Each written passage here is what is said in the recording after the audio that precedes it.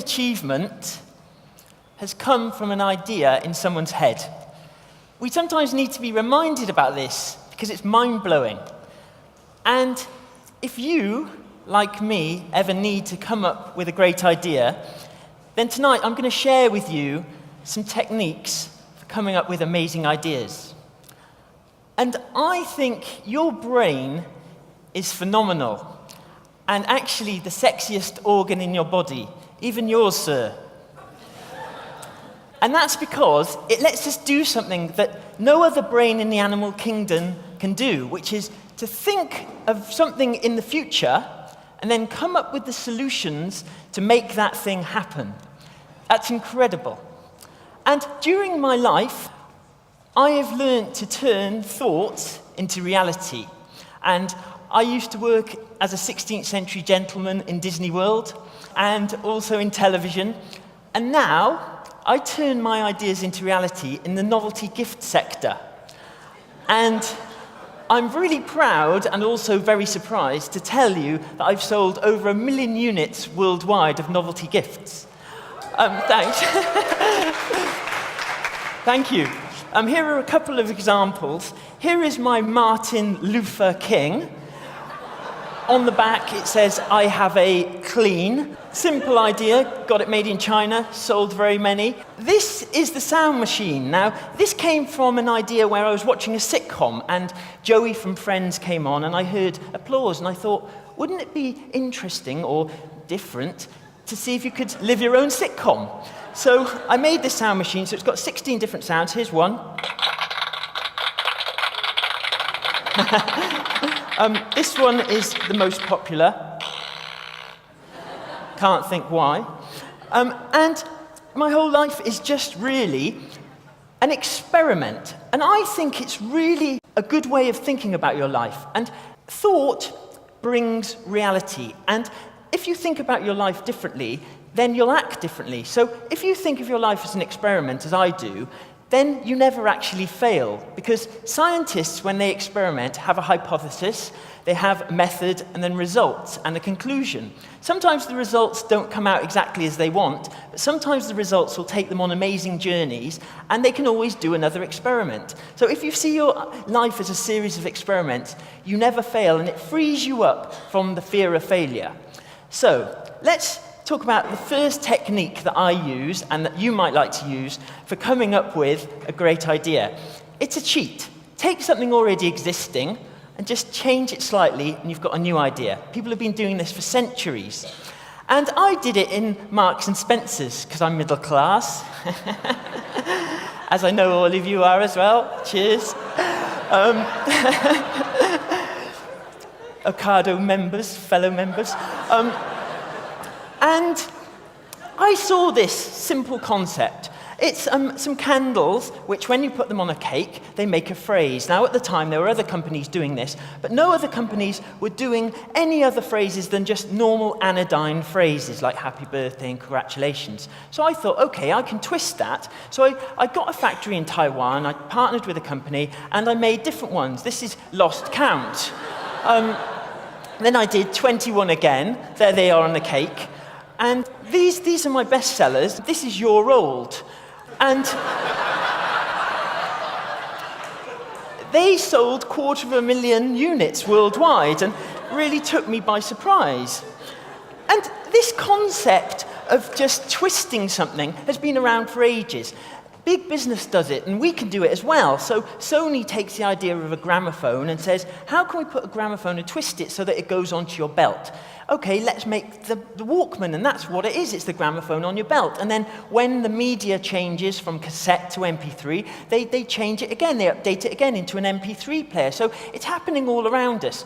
I did it again in my life when I thought about the concept of glasses, and I released these, which are my hide your identity specs. And what you do is you pop them on, and when you have a photo, it looks like you're in the Special Forces.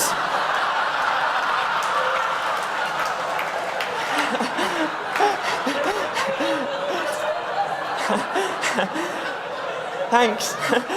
So if you want to appear like an international man or woman of mystery, These are perfect, and I know that, sir, you like to put naked photos of yourself up on the internet. Well, no worries about Photoshop. It costs 800 quid. Pop these on. Your boss will never know you're a pervert. £3.99. Brilliant, brilliant. So they've done really well. I like to use triggers in my life because I think that unless you're inspired in, you can't be inspiring out. So I like horses' names. Horses' names are really inspirational, actually. So I sometimes get a copy of the Racing Post, and this might work for you as well, and I look at horses' names, and they send my mind down different alleyways, and that's all triggers have to do, really, just to stop you having that blank thought. They just have to send your mind down little alleys. And so I was looking at these horses' names, and I saw World Series, and I was trying to think up a viral campaign at the time. And I was also looking at the Google homepage, and I thought, okay, World Series, Google, how can I combine that? So I ended up taking these two ideas, putting them together, and coming up with Google Nigeria. And as you can see there, it says, please enter your bank account number and search for inheritance. Now, I stuck it up on the net, very cheap, and it got 80,000 hits in the first 3 hours. It was incredible, really exciting. About a month later, it wasn't so exciting because I got a writ from Google. There you can see Sheridan Simove, my full name, and versus Google. I don't know which the bigger party is, but at least I took the idea, twisted it, and got it out there. I think that knowledge is no longer power. It used to be power. But now, because of the internet and this amazing time we're living in, we can find knowledge quite quickly with a couple of clicks. So therefore, knowledge is available to everyone, and it flattens its power. And now, the real power is finding connections between all those bits of knowledge, which actually is a definition of creativity. So innovation and creativity are the new power. And this is the next technique I use to come up with an idea, and I love this technique. Break a rule. All rules around us have been made by humans, and I always like to think that 100 years ago, there were different rules, and in 100 years' time, there'll be also very different rules. So it's constantly under flux. And so sometimes you can challenge a rule and get great results. And I began to think about the concept of cash and how it's illegal to print your own money, isn't it? Well, when I looked into it, actually, it's not illegal, because when you make a gift voucher, that's somebody's money. It's just an exchange for a piece of paper for products. So I started to think, can I make my own money? So what I did, I sketched it up, and I sketched up the idea for my banknote, which I called the ego. Because if you're going to have your own banknote, you might as well refer to your healthy self-esteem. And here it is in its final iteration. A little tip for you, if you have a photo taken from below, it makes you look more regal, and that's what world leaders do. They say to the photographer, take it slightly from below. So I had it taken from below, and I put lots of different images from my life on it. So my star sign is Taurus, passionate, stubborn, great in bed. My family's names are around the watermark, which is the Big Brother eye, because I used to work on Big Brother. And I thought, okay, that's turned out really well. The back looks really good as well. It's got my idol Disney on it. But can I give it real-world value? And this is the interesting and brilliant thing about humans and what you do every day. You create value that's greater than its worth. So this I got printed quite cheaply on really good quality paper on a proper printer. But then I put it on eBay to see what the market would actually value it at. And so it went on eBay, and here it is selling. And now it sells, one ego is approximately £1.52, which is a better exchange rate than the dollar and the euro. Thanks.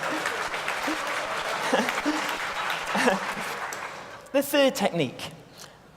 Look at what everyone else is doing in an industry that's not yours, and just take their idea and amalgamate it.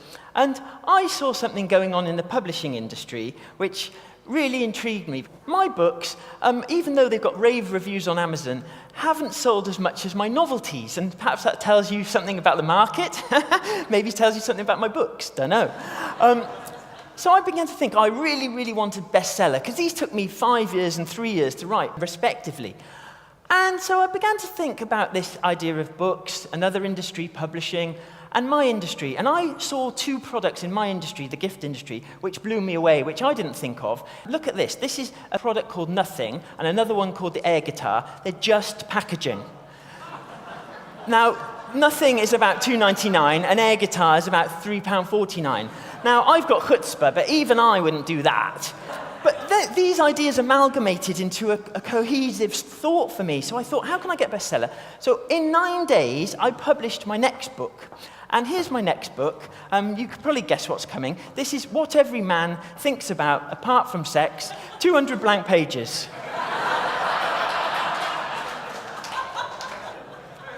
And the wonderful thing and the empowering thing about Amazon today is that you can just put it on. No one tells you no. You can find a printer. No one tells you no. You don't have to go through a publisher. Brilliant. Awesome. So I put this up on Amazon and I waited.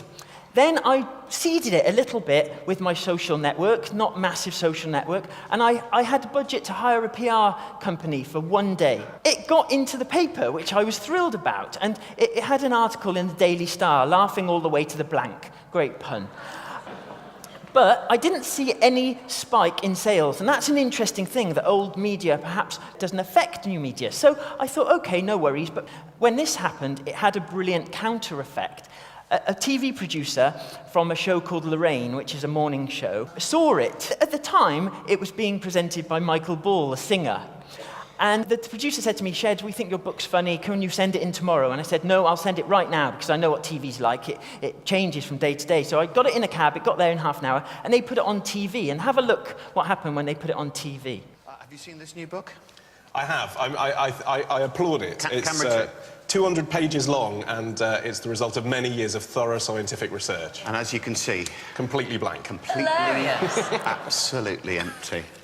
It's the hit. Apparently students are using it for notes and lectures. But listen, it's not true. I mean, I would bet you a tenner, and I would you're bet a man you a in tenner. what way? No, listen. Do you, I mean... Thank you for backing me up Do you here, think Michael. about sex all the time? Do you think about sex all the time? Most men don't. I know, it's hilarious. It's quarter to 9 in the morning, you know. Don't incriminate. The ratio changes as the day goes on, but I think that's pretty accurate, yeah. Cheers. I love the fact she's trying to intellectualize an absolute nonsense. And also the fact she has a really good view of men. It's wrong, but it's a good view. It's a nice view. It's a nice view. Now, even though that was national television, I still didn't see any blip of sales on Amazon. But the next day, things started to move. And this is an interesting lesson, I think, for us all, certainly for me. The old media article turned into a new media article. It became online. And this allowed bloggers and journalists to do important things, which is to copy and paste the story, to take the photo off, and to find my video, which was on YouTube.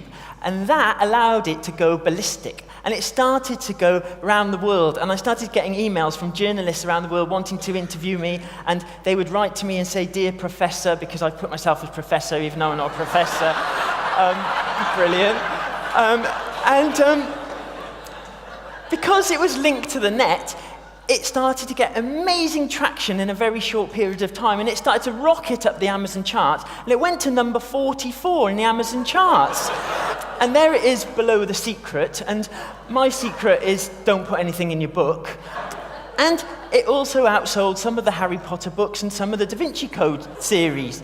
So it was a big success. And one day when this was happening, I got an email, and it really took me by surprise, and I thought it was a joke. I thought it was from my friends, and the email read, "Dear Shed, we really like your blank book. We're a publisher from Spain, and we want to translate it into Spanish."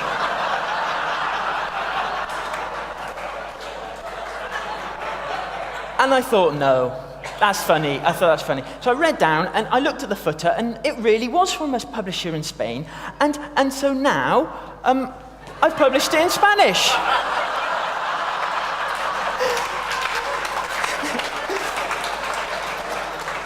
And what I did as part of the contract was I wrote in, as part of the deal, that they had to fly me out for the launch because I like adventures as much as the cash. And so I found myself at the Madrid book fair promoting this book, and I was next to a woman who'd spent 8 years on a novel, and I was totally sold out.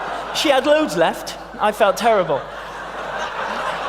And it got published around the world. Here is the Mongolian version, very odd, and the Dutch version. And I love the fact the Dutch were deviant and didn't use my cover. I love that, brilliant. And in the end, it was 8 different territories and still counting, and it sold 80,000 copies worldwide.